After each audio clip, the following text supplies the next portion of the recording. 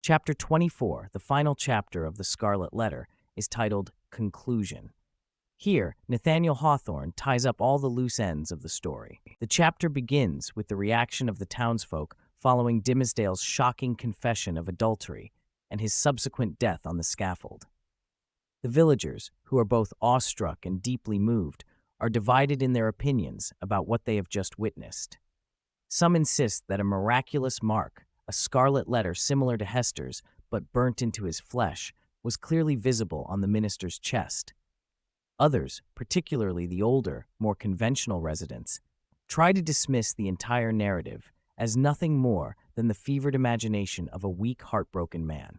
There are some who assume that Dimmesdale might have carved the letter himself in a fit of guilt and despair, while few others claim to have seen a meteor in the sky spelling out the letter A during the night when Dimmesdale stood on the scaffold.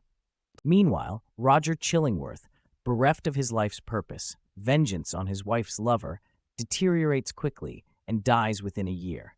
He leaves a substantial inheritance to Pearl, making her the richest heiress of her time. A local ship captain informs Hester that Pearl is now in England, living happily with an aristocratic family. The exact identity of the family remains anonymous, but Hawthorne hints that Pearl is well settled and likely married.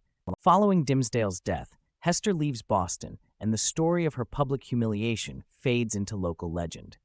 However, many years later, Hester returns to Boston of her own accord, voluntarily resuming the Scarlet Letter and serving the community with good deeds and sage counsel.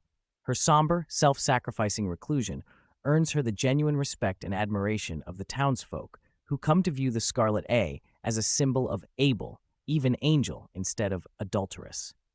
When Hester dies, she is buried next to Dimmesdale, sharing a single tombstone engraved with the letter A.